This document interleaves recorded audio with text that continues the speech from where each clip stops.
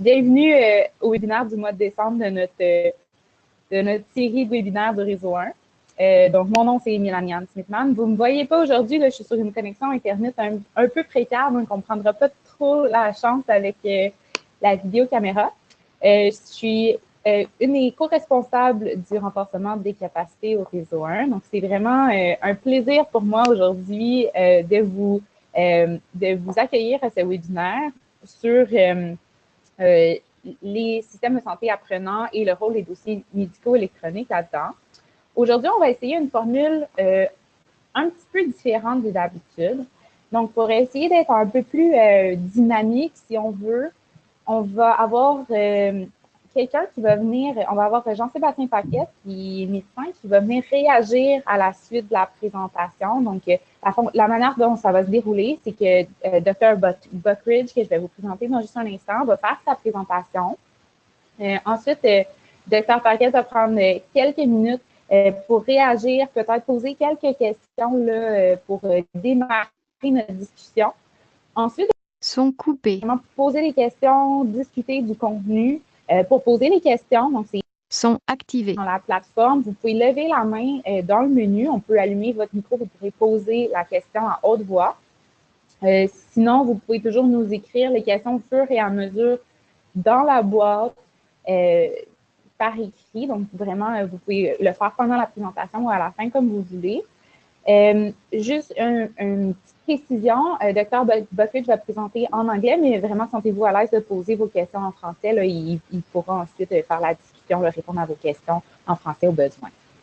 Donc, sans plus tarder, je vous présente Dr. Buckridge, qui est avec nous aujourd'hui, qui est chercheur clinicien en informatique, surveillance en santé, qui est professeur à McGill dans le département d'épidémiologie et de biostatistiques, et qui a une chaire de recherche des IRSC en santé publique sur ce qu'on appelle le e-health. Et il est aussi conseiller médical à l'INES, donc à l'Institut national d'excellence en santé et services sociaux. Et c'est un peu dans ce cadre-là qu'il vient nous faire sa présentation aujourd'hui. Donc, sans plus tarder, Dr. Buckridge, je vous passe la parole. Merci.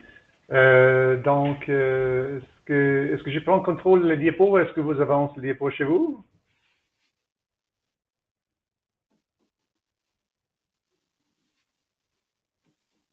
Ah, voilà, merci. OK. Voilà.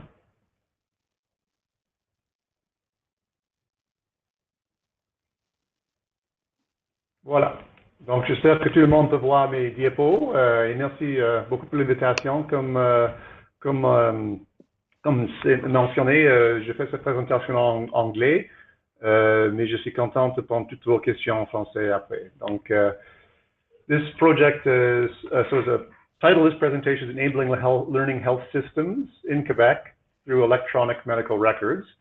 And I'll just start by my disclosure in terms of relationships. I've received grants and research supports from governments and some foundations, but do not receive any speakers' fees or honoraria, and have done consulting for governments and also for Metro in terms of their health strategy. Okay, so the three topics to cover, or I'd like to cover in this presentation, are first of all a bit on the theoretical side about, how do we know from theory and from practice that electronic medical records can support a learning healthcare system? And I'll say a bit more about what I mean by that in a second. Then go over some of the relevant activities in Quebec, because there is a fair bit of activity in Quebec in this area, and what we wanted to do at INES was to look across those areas. And I'll say a bit more about the context as well. And then finally, some recommendations as to where to go from here. So first of all, how electronic medical records can support a learning healthcare system. So there are a number of theories that have been put forward over the last decades. Learning health systems is probably one of the newest theories. For those of you that are not familiar with that particular conceptualization, it's shown here on the left of the slide. And the idea is that sont coupés. What you would think of as a learning cycle in a healthcare system, where you're gathering Sont activés. And making decisions about how to progress, you would generally go through these 3 steps that have been described: performance to data. And so in that step, when people are working in a clinical context, for example, the data need to be captured that allow one to measure the performance in terms of the quality of care that's being delivered and the patient outcomes. And then that data has to go into a second step then where it's analyzed so that we can derive knowledge from those data. And then the third step is once you have some knowledge about, how the practice patterns are influencing outcomes, you can come up with some way to feed that knowledge back and ideally influence performance, and that completes a cycle. And so that's, in the sense, a cycle in a learning healthcare system, and that could happen at different levels of resolution. That could happen within a clinic, across multiple clinics, or even a provincial scale, depending upon the actual question. But as I'm showing on this slide here, there have been theories in the past that are quite similar. Audit and feedback is one that you may have heard of, which really kind of puts together, if you will, those first 2 steps a bit more in terms of an audit process and then a feedback. And then, of course, there's the more general concept of quality improvement that says you want to have evidence about how some sort of process is being delivered, understand the context, and then use that to try and influence performance. But these are all are very related. But if we go back to the learning health system model, those 3 steps I mentioned are very helpful to think about how electronic medical records can play a role in actually supporting putting in place a learning healthcare system. And so for each of those 3 steps, we can think of opportunities, if you will, for how we could try to take advantage of the fact that we have an EMR. So obviously, in terms of performance to data, in that first step, an electronic medical record, in theory, could capture a lot of the data routinely in terms of how care is delivered, and that could then be used, presumably, to derive measures of practice.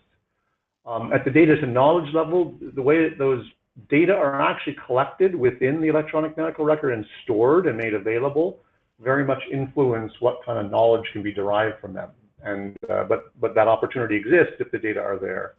And then finally, in terms of knowledge to performance, you could use an electronic medical record platform, obviously, through kind of a decision support mode to push back some of the knowledge once you've analyzed these data to try to support better decisions, if you will, that produce better outcomes. And so those are, I think, the opportunities that get people very excited about harnessing, if you will, electronic medical records to enable this kind of a learning cycles in a healthcare system. However, there are challenges, obviously, to doing this. In terms of capturing the data about performance, EMRs are not primarily designed to actually capture data about performance. They're designed to support delivering clinical care, and so they may not capture the data required for performance.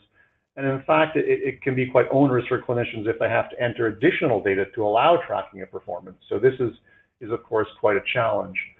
Also, it's very difficult, depending on the electronic medical record, it can be very difficult to actually extract the data on performance from the system. And we'll come back to this issue because this has been shown to be a practical barrier here in Quebec and elsewhere. At the data to knowledge step, the challenges are that many different electronic medical records will record concepts differently in the data. And so when you want to derive some sort of, information or knowledge about how practice performance is across different sites, you have to somehow be able to map across or smooth across the different ways that these different electronic medical records will describe the same concepts. And then finally, in terms of the knowledge to performance step, actually working with commercial software vendors to put in place decision support components that might feed back to physicians or other clinicians is challenging for many reasons. And of course, we want to make sure that this is done in a way where we're not introducing additional problems by putting in place feedback or decision support that's not been found to be safe and effective. And so there's also a bit of a challenge there. So those are the the opportunities, if you will, and the challenges in terms of EMRs. One other issue that's I think important to consider if one wants to think about looking across existing EMR platforms where people are using electronic medical records to deliver primary care, and you want to think about how could we pull the data from those systems in a way that we could analyze it understand the performance and then push it back to people to use that knowledge in their practice. There are really principally two different ways of thinking about this. One, which is shown on the left of this slide, is what you might call a centralized approach, where what you would do is from every electronic medical record system where clinicians are working in practice, certain data will be extracted routinely, put into a central location, and then will be treated in such a way to allow you to analyze those data, determine the information that you want to take out of it, the knowledge, and then you could feed it back to people through systems that could query against that centralized data. The model on the right is one which is more of a distributed model, which is the data would always just stay in the local practices where people are doing their clinical care, where the EMR is. But when you want to actually make a request to look at how your performance is in relation to others, for example, that query would in real time have to go out and hit everybody else's electronic medical records, pull the data together just in response to that query, and then they would be, the centralized data will be destroyed afterwards. So in that context, the data really remains in the systems and only ever comes together at query time in sort of a transparent way. As you can imagine, there are benefits and drawbacks to each of these approaches in relation to data privacy, in relation to technical complexity, and so on. But those are two different strategies one might take. And if we look internationally at what people have done outside of Quebec and Canada, in terms of putting in place infrastructure to support these learning health system cycles, we can see examples of both the distributed model and the centralized model. So the distributed model has been implemented in the United States through something called a POP-MedNet, which is a open source software system that allows those kinds of distributed queries. And that's used by the FDA for their Sentinel initiative and also in PCORNet, which is basically a national patient-centered clinical research network in the United States. It was also implemented in Europe in the Transform project, which was more of a research project. But in fact, what we're seeing for those distributed networks like that, where you can leave the data where they are and go out and get them at query time, they've been more popular, I would say, in a research setting than in a clinical practice performance setting. What we're seeing, particularly in the United States, but also in other countries, is that centralized model is actually being adopted quite widely. And generally what's happening in the United States there is that a medical board, such as responsible for a specialty or responsible for primary care, would take the lead in fact putting in place a centralized system where members who are clinicians of that specialty would take part, and then a software company that maintains interfaces between all of the different EMRs in the United States can go into the practice and install the necessary interface to get data flowing into a central registry that's managed by like the Family Practice Board, for example, or the urology board or neurology board, or some of the groups that are doing this. And then they manage a registry, and then the specialty society or the physicians group essentially defines and maintains the expertise around the indicators are calculated from those data, and they oversee from a governance perspective how those data are fed back to their members. So those are two contrasting models that you can think about. One is this distributed model, one is a centralized model. Both have been used internationally. Probably the centralized model is, because it's a little simpler to implement and lower cost, seems to be getting more widespread adoption in the United States than the other one, which we're seeing more in a research context. So that's a bit of the kind of the background conceptually and what's happening at a bit of an international level in terms of using data from electronic medical records to support these learning health system cycles. Now I want to do a little bit of an overview of relevant activities in Quebec. So the approach that we took to assessing relevant activities in Quebec was, first of all, to try and create a framework for how do we want to think about activities in place to collect data from electronic medical records in primary care and treat those data in the context of a learning cycle as I've described it. And so the framework we developed thinks about, first of all, the project, because there are different projects in this area, and also the system, because each project must have a system, a technical system in place to do those three steps I mentioned, going from performance through to influencing performance again. So we want to look at the different projects and systems, think about how each project or system was addressing those three different functions in a learning cycle I described, and then talk about how practically the different projects are being used in Quebec. There was a literature review done as well to look at the publications coming out of different projects in Quebec, and also conducted interviews with the people involved in the different projects, and then took the summary of those activities and fed it back to the people of the different projects for validation. So I'll just go at a very high level through the 3 different projects, and then we'll come back to some of the summary elements before moving on to or closing with the recommendations. So one of the first projects we looked at, one of the 3 projects we looked at, was the CIPSEN project, or RCSSP in français. So this is the Canadian Primary Care Sentinel Surveillance Network. And the project and the system are interesting here in that the initial focus here was on primary care research, although it's definitely the scope now very much includes understanding how to use that approach and that infrastructure for quality.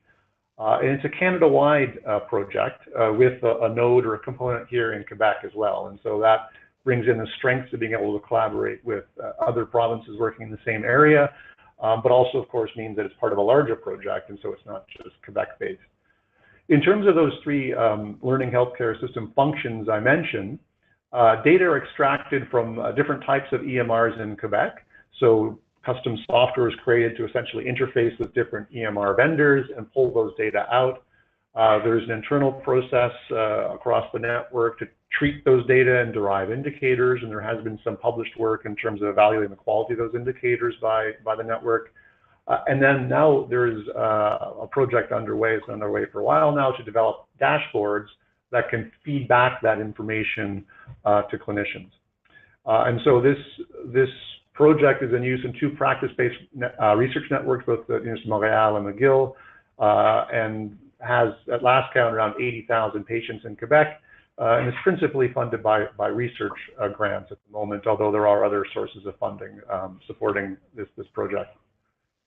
The second project we looked at is a project called Reflet, which was really from the beginning a project meant to support learning cycles. So it was really, perhaps from a project perspective, it was born very much in the mindset of what I presented earlier in terms of the theory of trying to gather data from electronic medical records, treat it, and then push it back to improve quality. It's installed with one type of EMR in Quebec, and so the technology for extracting the data is not quite as robust as in some of the other projects, but this project has spent a lot of time thinking about the mechanisms for feedback and not necessarily developing very technically advanced tools for the feedback, but really understanding the process of feedback and trying different approaches of working with clinicians to really understand how best to push that knowledge back into practice.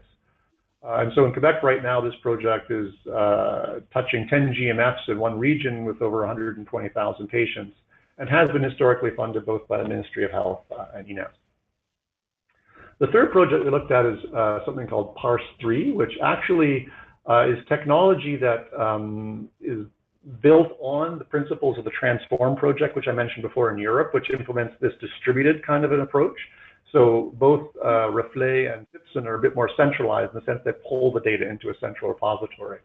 Well, the idea with PARS-3 is to leave the data locally and only pull them in at the time of query. So this is primarily a technology project that's really being driven by a group in Sherbrooke and supported by the SPORE Support Unit. And so they're trying to create this really quite a sophisticated technology that will allow for, in terms of the learning healthcare system functions, will allow extraction from multiple types of EMRs, and will also allow other types of functions that you'd want to do in terms of learning health cycle to be put into that infrastructure as services, but those functions are still under development. So this project is being piloted right now in one region of Quebec, and it's, as I mentioned, supported by SPORE Support Unit, and is also linked to some funding, I believe, that's coming through CIHR now for the broader Canadian data platform. So to synthesize what's happening in Quebec, these three projects, as I mentioned at the outset, were in some sense fortunate to have so much relevant activity here in the province. I think Reflet is the closest to kind of actually being a project on learning health cycles and trying to support that. CIPSEN has the benefit of being Canada-wide and is now moving much more towards quality. And PARS-3, I think, has the broadest scope in terms of where it's going, but is little less mature than the other two projects in terms of its activity in this space. In terms of actually accomplishing these learning health system functions, I think it's fair to say that all the projects have experienced challenges in extracting data from EMRs, and so they've gone about it in different ways, either by very specialized software or trying to create more generic software, but that has been a challenge. The step of going from data to knowledge has really been developed uniquely within each project. Some of the projects have done a little more work, I would say, looking at the quality of that transformation to go from the data to the inference. But there's more work to be done, I think, for everybody there, for sure. And then there's been increasing attention on how to feed that back. But I think, again, that's been addressed a bit differentially through the projects. So in terms of their implementation, both Reflect and CIPSIN are implemented broadly through research activities and pilots, and PARS-3 is at the pilot stage. So from the perspective of ENS, I guess the question is, if the goal is to support for all primary care practitioners in Quebec access to the kind of infrastructure that would support pulling data from your EMR and going through these learning cycles for clinicians or even for clinical practices together, not one of those projects is likely in the next few months or even years to be scaled province-wide. That was our initial assessment. Things have advanced a bit since we first did that assessment, but still there are a number of, I would say, barriers to any of those projects really scaling up rapidly. One of the problems is this issue of data extraction from EMRs. It's technically challenging and requires collaboration from the commercial company that's created the EMR, and that's not always easy to arrange without a little bit of pressure from legislation or other perspectives. The other challenge is in what context these projects are being done. If the project's being done in primarily a research context, then of course you have to worry about consent. If it's being done primarily in a quality improvement perspective, then consent becomes less of an issue, but that is a challenge how that issue is addressed. And then finally, technology development and adoption. All three of these projects have used different technologies, but they all require a fair bit of support. And you also require clinicians to ultimately adopt these technologies, both in terms of facilitating the data coming out of their EMR, but also accepting that feedback that would come back from putting in place technology to support learning cycles. So finally, in terms of recommendations, made some strategic and some operational recommendations to ENS, which they're currently considering. One is that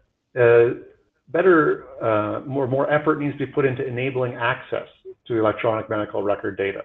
So what we've seen in other countries, primarily the United States, but also in other countries, is that when the legislation is very clear about who can access data in EMRs and what they can be used for, then activities tend to flourish or accelerate under that legal framework. But in Quebec, there seems to be some uncertainty as to exactly who can do what with what data. And so I think greater clarity about that could be helpful. There also need to be clarity in terms of incentives or implementation, actually, of incentives and requirements to share data. So as I mentioned briefly before, in some countries and some provinces in Canada, in fact, legislation is either being considered or is being put forward that would require EMR companies to make the data available. And in the United States, in fact, EMR companies are prohibited from selling those data. A third party has to be the one that accesses and provides a fair market fee for access to data. So some clarity around that thinking in Quebec, I think, would be helpful. And finally, data standards.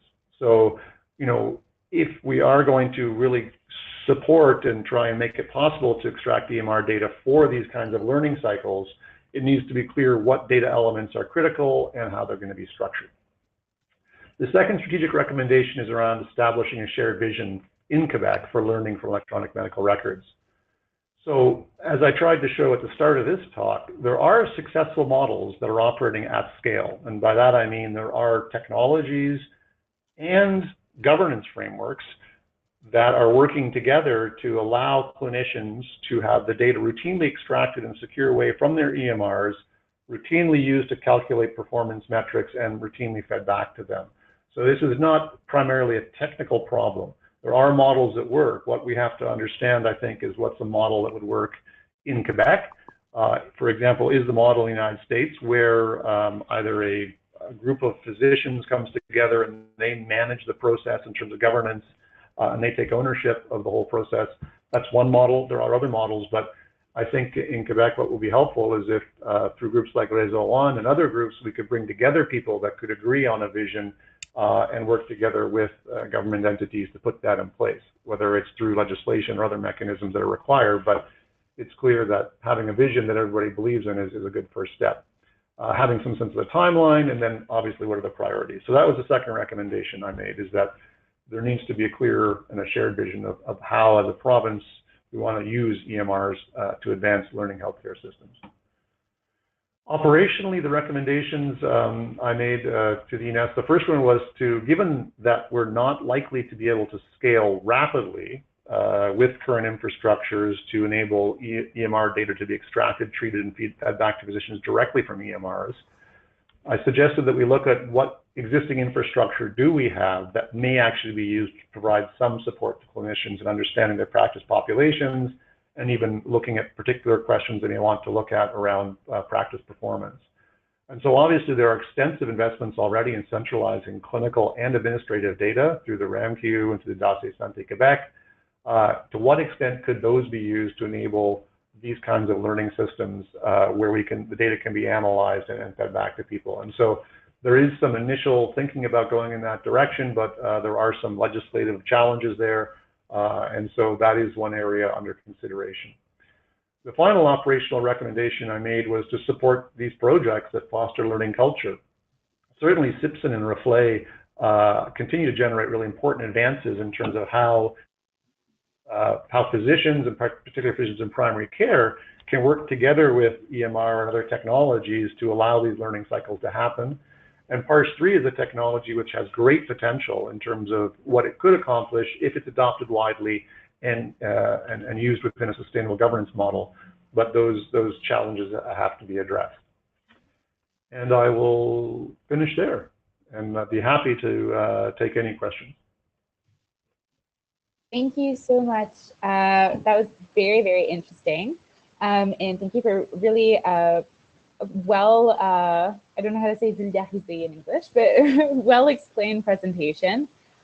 We were supposed to have Dr. Paquette react to what you've just presented as a first step, but he hasn't arrived yet. And I know I'm online right now. Oh, OK, parfait. Okay. Je savais pas vu arriver. Bon, mais donc, merci, Dr. Paquette d'être avec nous.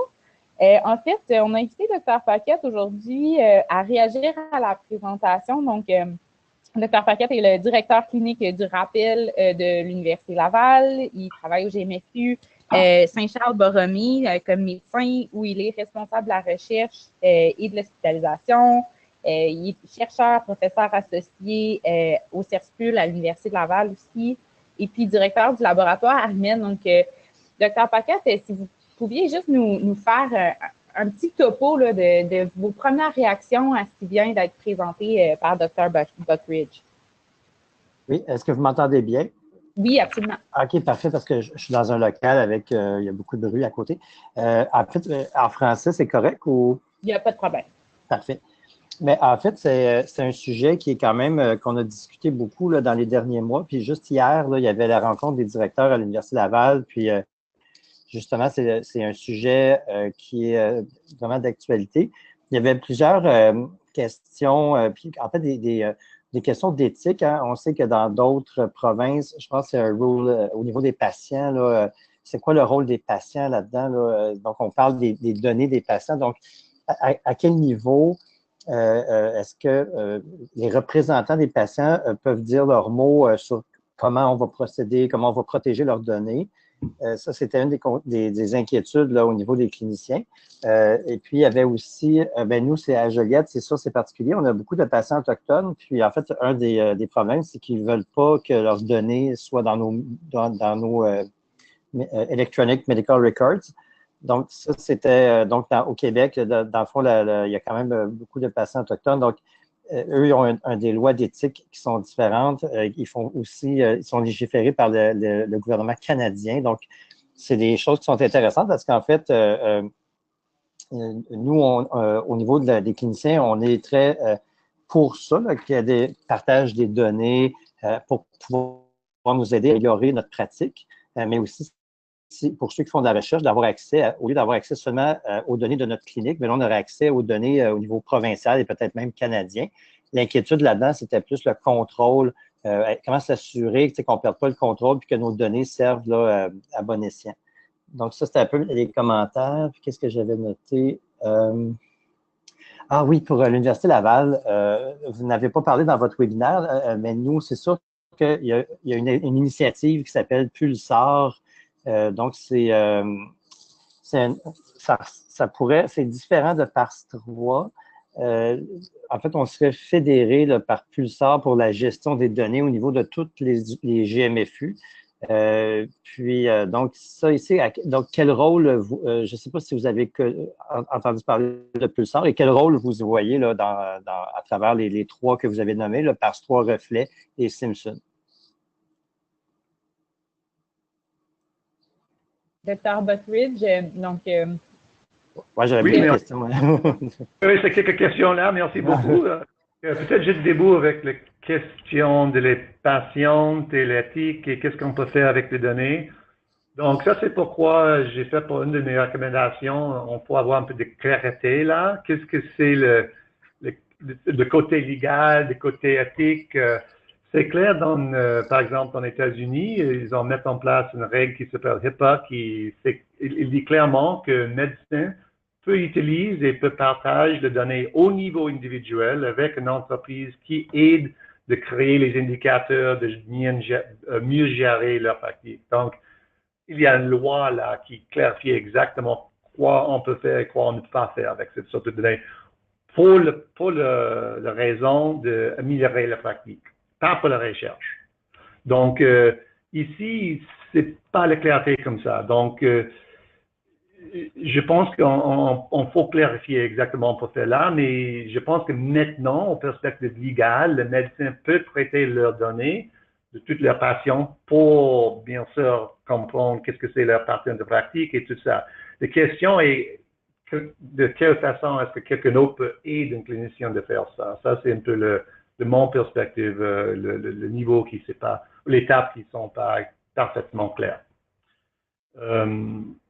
L'autre question pour les gens qui utilisent quelque sorte de défense système et toutes leurs données n'existent pas dans une DCI, par exemple, ça c'est un problème, bien sûr. C'est clair que tous les projets que j'ai, les trois que j'ai regardés ici à Québec, sont les problèmes avec accès les données qui existent dans le DCI, de faire l'intégration de les données, de traiter les données. Mais la question de les données manquantes, c'est toute une autre question. Donc, j'ai pas une bonne réponse pour ça, mais une de les possibilités qui est peut-être plus loin dans le futur est que le patient peut gérer cette sorte de données, mais ça, c'est peut-être pas la meilleure approche pour toutes les patientes, mais ça, c'est possible. Par exemple, aux États-Unis, quelques hôpitaux maintenant mettent disponible une interface entre l'hôpital et l'iPhone de les patients. Donc, les patients peuvent utiliser l'Apple Health App et télécharger leur résumé de leurs données de l'hôpital direct. Donc, cette sorte d'approche permet à la patiente de faire une intégration, mais à la même temps, le patient est la personne qui gère toutes les données de toutes les sources. Donc, ça, c'est aussi une grande responsabilité. Et qu'est-ce que c'est l'expérience avec ça? C'est un peu tôt de comprendre, mais ça, c'est une autre approche. Dr. Buckridge, j'ai une question pour au Canada. You have Aboriginal people because in Quebec we have a lot of Aboriginal people which doesn't want to share their data. So what is done in Canada for the First Nation? Is there data are excluded from the Simpson? I don't know. We would have to ask. I'm not sure what Simpson does with that. I mean, there are challenges in even just billing and claims data, for example, because obviously services may be paid for First Nations by the federal government. So there has to be, so I think there are kind of technical challenges there, and there's also kind of issues of cultural ownership and so on challenges there that are perhaps more fraught than they might be for other populations. Yeah, because in our clinics, it would be a big problem because we see Aboriginal people each day. They have data in our EMR, but they don't want us to share them. So we will have to tag them if we share our data because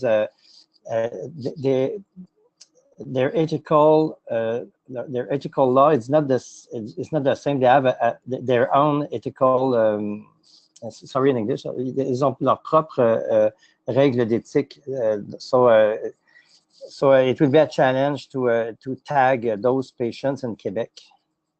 Well, I think the broader question there would be maybe to get into a discussion about, so everybody understands why, like what's happening. And the question of sharing, I mean, I think we'd have to be very clear about unpacking what we mean by sharing, because in the models I've showed, the individual level data, so for example, in the United States with the PRIME registry, which is run by the American Board of Family Practice, the data, identifiable data, will come from every physician's computer to their central registry, and then but the identifiable data is only viewable back by that physician. Otherwise, their data are only used to generate aggregate distributions so that other people can see those distributions. So, technically, from a privacy perspective, their data are not being shown to anybody at an individual level other than their own clinical team. But they are being used to generate overall distributions that allow that clinical team to understand their practice performance. So again, that may be a complex concept to explain to many different people, but having discussions around why this is happening and what the value is, not only to the patient, but also to their community, I think could help. And I know in terms of the Truth and Reconciliation Commission, one of their main recommendations was that we need to be able to measure First Nation, healthcare outcomes in the same way that we can measure healthcare outcomes for the other populations, the rest of the population, so that we can compare these things. So I think there is a movement from First Nations communities on their own to be able to better be able to measure their situation and better be able to advocate for their situation. So I think there is room for discussion around this, but obviously, as you're pointing out, it has to be something that's done up front and openly, so that we can move forward on that together and not be imposing a technical solution on a cultural concern, if you will. Thanks. Thank you. Merci pour ces clarifications-là. Je vois qu'il y a quelques questions qui commencent à rentrer des participants. Entre autres, Alain Vanas, qui est de l'unité soutien, qui parle d'un projet Claret. Docteur Vanas, je ne sais pas si vous vouliez intervenir de vive voix, sinon je peux lire les questions que vous avez posées pour vous. C'est vraiment pour vous, mais sinon on peut ouvrir votre micro si vous voulez intervenir. Oui. Est-ce que vous m'entendez? Oui. Oui, en fait, le projet Claret est un projet qui réunit des éthiciens, des avocats, des économistes et des gens en informatique pour regarder comment dans la législation actuelle, on peut mettre sur pied un système qui va permettre aux patients de décider lui-même son niveau d'implication, soit à la recherche ou à d'autres projets, et pour quels projets sélectivement. Et ça de façon intégrée à PARS 3. Donc ça pourrait répondre un peu à la question du Dr Paquette sur les Premières Nations, dans ce sens que les Premières Nations les patients des Premières Nations pourraient automatiquement dire qu'ils ne veulent pas partager leurs données ou les partager seulement pour des projets en lien avec les Premières Nations ou les partager seulement avec, je dirais, les autorités sanitaires des Premières Nations. Donc, c'est en développement et ça devrait être opérationnel d'ici la fin de notre présente subvention qui est d'ici 2020.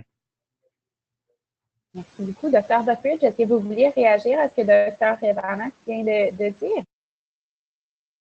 Pardon? Est-ce que vous vouliez réagir à ce que Dr. Vanas vient de dire? Oh, ça c'est idéal si on peut mettre en place quelque chose comme ça, parce que ça met le patient dans le driver's seat dans ce contexte. Bien sûr, c'est un peu d'une complexité de comment on peut gérer les permissions comme ça, d'utiliser quelles données pourquoi, mais je pense que ça, c'est une de l'objectif de PASS-3 et de mieux gérer cette sorte de permission d'accès de données. Donc, ça, c'est bien sûr idéal de la perspective de la patient. Aussi, mais ça donne peut-être les problèmes d'assurer qu'on a les bonnes représentations de tout le monde, mais on faut gérer au balance les deux comme ça. Ah, merci. On a une autre question. Oui, vas-y, allez-y. Ben, en fait, sur un autre sujet, j'aurais peut-être un autre commentaire sur un autre sujet, mais je vais laisser l'occasion aux autres participants de poser des questions. D'accord. Dans le fond, il y a une question qui nous vient de Mami Awa Miyagi. Je suis désolée pour la prononciation, mais qui pose la question, Dr. Buckridge, si vous avez vu un meilleur modèle de gouvernance pour gérer de façon efficacement les données, en incluant d'ailleurs le feedback des patients. Est-ce qu'il existe le meilleur modèle? Ou s'il y a un modèle que vous trouvez qui est vraiment un modèle prometteur?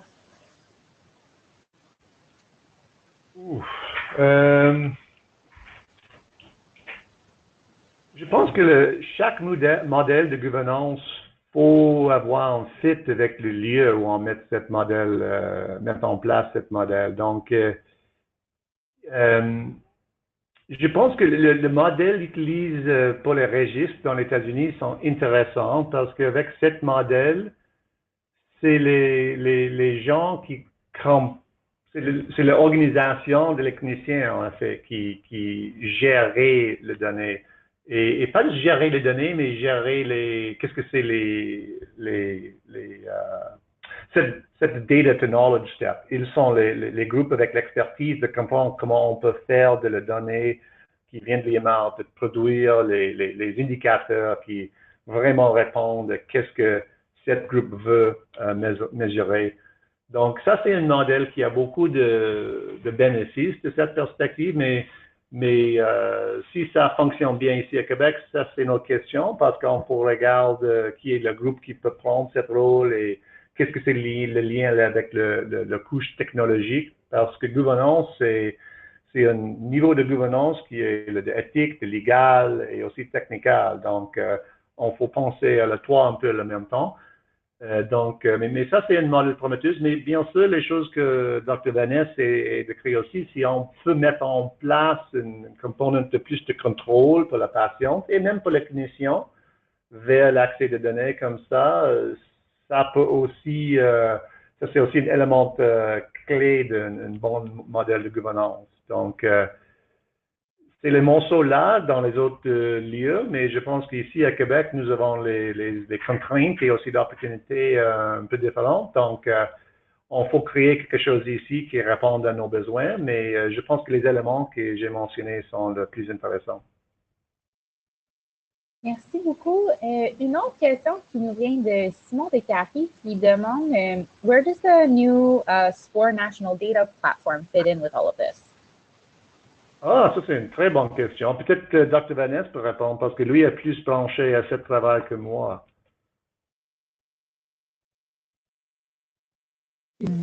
Oui, en fait, j'ai pas tout à fait compris la question. La question, c'est Where does the new SPOR Data Platform, National Data Platform, fit in with all of this? Est-ce que je réponds en français? Je pense que la personne qui a répondu... Je vais répondre en français. En fait, les IRSC, dans leur stratégie de recherche axée sur le patient, ont décidé de financer un groupe qui mettrait en place une structure d'utilisation des données à travers le Canada. Et ils ont opté pour un modèle décentralisé, là, un petit peu, donc le modèle distribué, et pour lequel PASS-3 va être la plateforme de base pour le National Data Platform. Et justement, comme ça va être la plateforme nationale, Le projet qui est actuellement en cours avec PARS 3 dans un des GMF au Québec va être reproduit, entre autres, en Colombie-Britannique. Donc, le National Data Platform va permettre de faire des projets distribués, mais semblables à travers les différentes provinces du Québec. Mais va aussi permettre l'utilisation de données administratives différentes dans les différentes juridictions, mais pour les mêmes questions de recherche avec des modèles d'analyse distribués. Je ne sais pas si c'est assez clair. Et Alain, juste pour une question, la perspective là est pour la plupart de la recherche, pas le Quality Improvement in Practice ou les deux? En fait, au début, c'était pour la recherche. Et dans le PREDUN, donc, c'est très clair, le Quality Improvement, le monitoring, la recherche. Donc, je crois que c'est assez large. Dans ce National Data Platform, il va y avoir beaucoup de travaux sur le développement d'algorithmes de validité, de sélection des cas, autant dans les DME que dans les données médico-administratives. Et éventuellement, cette plateforme-là pourrait nourrir en données des initiatives comme CIBSUN ou même Reflet, là, parce que PARS 3 est un système qui va permettre la gestion des données à partir de l'extraction jusqu'à son utilisation, mais ne va pas gérer l'utilisation. Un peu ce que CIBSUN et Reflet font plus en amélioration de la qualité. Donc, je dirais que ce ne sont pas des modèles qui sont en compétition, je dirais plutôt que ce sont des modèles qui sont en complémentarité, c'est-à-dire que PARS 3 pourrait vraiment et le National Data Platform pourrait vraiment décupler la capacité de CIBSUN de faire de l'amélioration de la qualité ou de faire du monitoring. Oui, et effectivement, maintenant, l'équipe PARS 3 et CIBSUN travaillent ensemble dans un projet pilote dans ce contexte, n'est-ce pas? Oui. Une petite clarification qui est demandée par Simon Descaries qui avait posé la question, c'est donc ça veut dire qu'on ne va pas vers un modèle avec des data safe haven comme un modèle provincial comme Utopian. Pour le National Data Platform, non, pour deux raisons.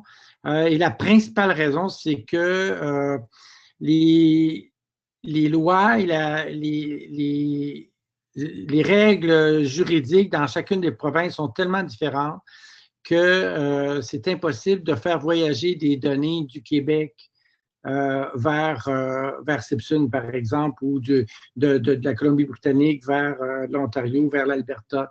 Donc, c'est pour ça que le modèle distribué a été retenu par les évaluateurs externes. C'est pour ça que le modèle là, du National Data Platform a retenu un modèle distribué comme PARS 3 le proposait.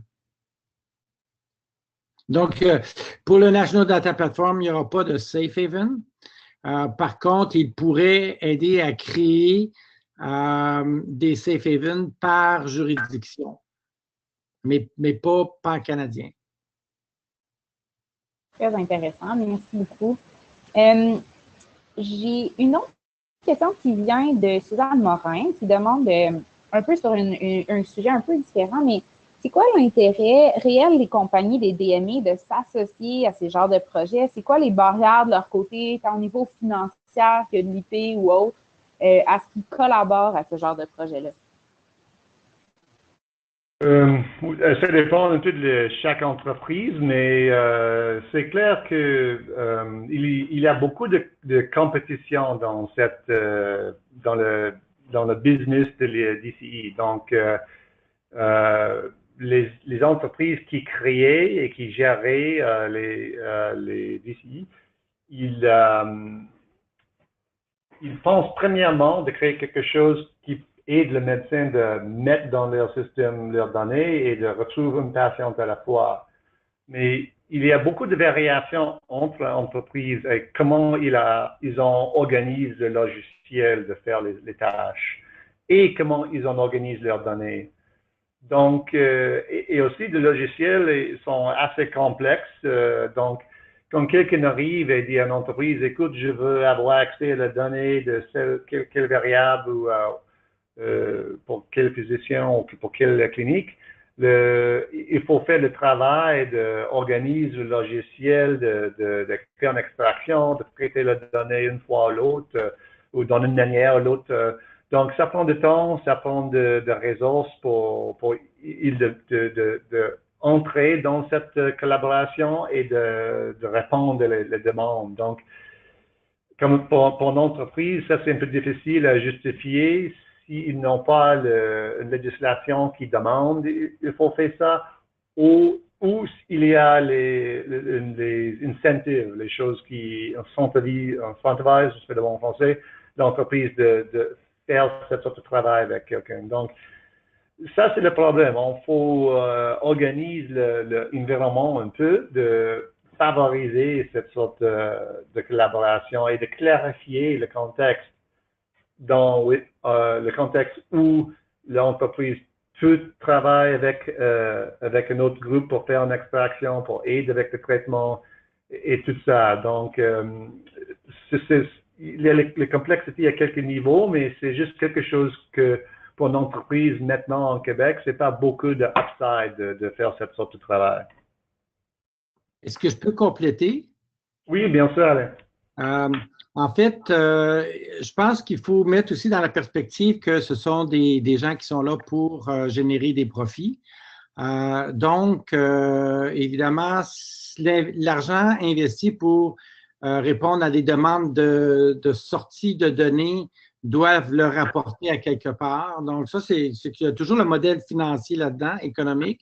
Et la deuxième chose, c'est que il y a quand même un danger qui s'en vient réel, c'est que des grosses compagnies comme Apple Health ou Amazon veuillent acheter des DME qui sont actuellement au Canada pour avoir accès aux données. Et ça, je dirais, c'est comme un risque qu'on doit regarder de près dans l'évolution des systèmes de dossiers médicaux électroniques au Québec et de leur homologation par le ministère.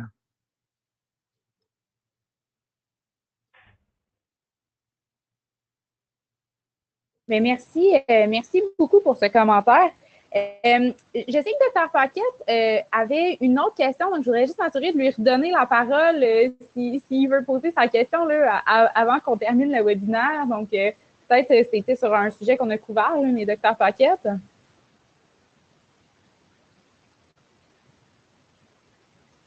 En fait, non. Toutes les questions ont été répondues correctement. OK, parfait. Vas-y. Donc, non, tout était correct. Parfait. Il y avait aussi une question, d'Yves Couturier qui était vraiment plus sur Pulsar, donc un peu en lien avec la question du docteur Paquette qui avait été posée au début de la période de discussion. Est-ce qu'il y a une raison pour laquelle Pulsar n'avait pas été examiné dans votre présentation? Puis est-ce que c'est parce que c'est d'une nature différente? Comment est-ce que c'est complémentaire à ce que vous avez présenté?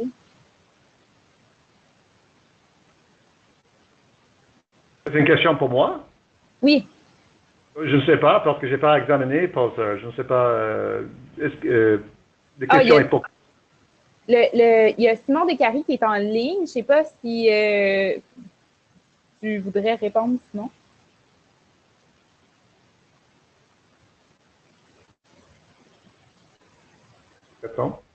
Oui, on va voir si on est capable d'allumer son son.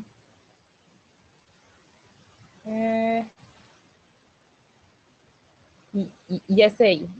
Oui, bonjour. Problème. OK, allô? Oui, bonjour. Simon Descaries de l'équipe de l'achat de recherche de France Légaré. Je suis sur le comité Pulsar aussi, donc je vais peut-être juste profiter de l'occasion là pour vous parler un petit peu de l'initiative qu'on est en train de créer ici à l'Université Laval. Donc, notre vision avec Pulsar, c'était un peu d'explorer le modèle du Data Safe Haven. C'est dans le fond d'avoir une base de données où est-ce qu'on pouvait centraliser les données provinciales au niveau du Québec. Fait qu'on est en train de regarder ça comme une option possible là, pour toute la question de l'éthique, pour faciliter là, l'intégration là, de ces données-là.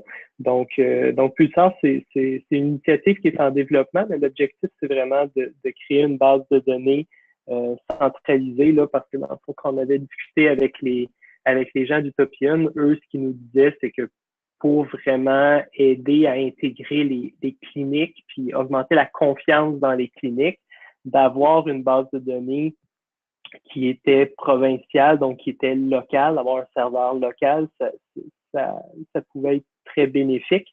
Puis dans le fond, on voyait ça aussi comme une option de connecter Pulsar à toutes les grandes initiatives nationales. Donc, c'est un peu le chantier qu'on est en train de travailler là, ici à Québec avec le rappel de l'Université Laval. Je peux peut-être rajouter un commentaire, Simon. Hier, on a parlé en rencontre de réunion de tous les directeurs des UMF de l'Université Laval. Puis, en fait, ce qui a attiré beaucoup l'attention, c'est justement l'aspect que dans les données, il n'y aura pas juste les DME, mais il va y avoir également toutes les données environnementales, les données de la ville. Donc, ils vont pouvoir faire des projets de recherche sociodémographiques là, au niveau pour essayer donc, qui va être plus complète que seulement des données de DME. C'est ce qui a beaucoup intéressé les cliniciens. Oui, donc ça, c'est une unicité du projet Pulsar aussi, là, la possibilité. Donc, on est en train de créer aussi un centre de données massives, donc la possibilité d'utiliser différents algorithmes comme intelligence artificielle pour croiser là, des données, donc aller plus loin que juste la santé, mais aussi rajouter la géographie, les services sociaux. Donc, bien entendu, quelque chose qu'on est intéressé de partager avec l'INES et PARS 3 et les grandes initiatives là, qui sont en train d'être développées à grande vitesse, comme on peut le comprendre avec la conférence d'aujourd'hui. Et puis, juste pour mieux comprendre le contexte, c'est quoi les initiatives qui vont avoir lieu pour accompagner les cliniciens dans l'utilisation de ces données-là, pour les habiliter à bien pouvoir exploiter ces bases de données-là pour faire de l'amélioration de la qualité au sein de leur clinique?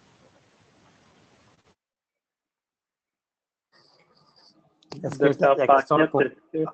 Oui, ben en fait, c'est ce qu'on a discuté justement hier. Là, c'est chaque directeur va nommer dans chaque clinique un responsable des données et puis qui va être accompagné probablement avec l'agent de la qualité, là, les ACAC qu'on appelle au Québec.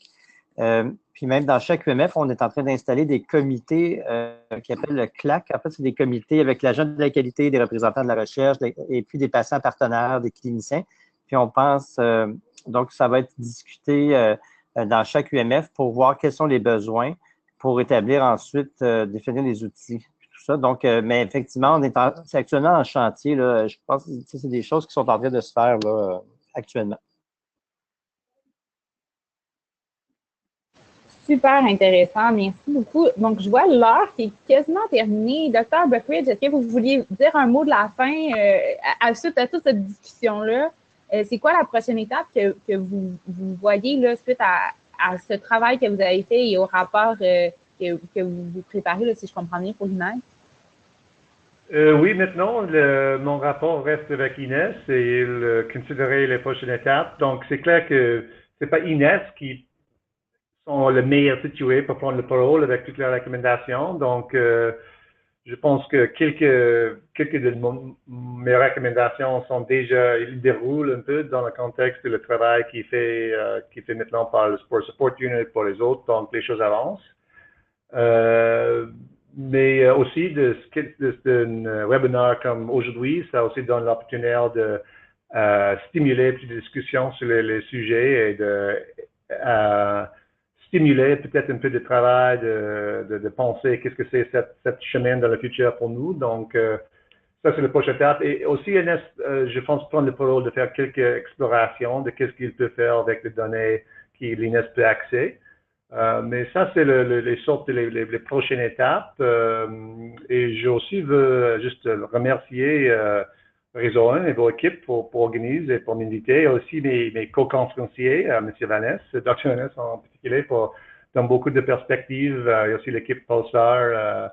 ça aide, je pense, de mettre en contexte le travail que j'ai fait.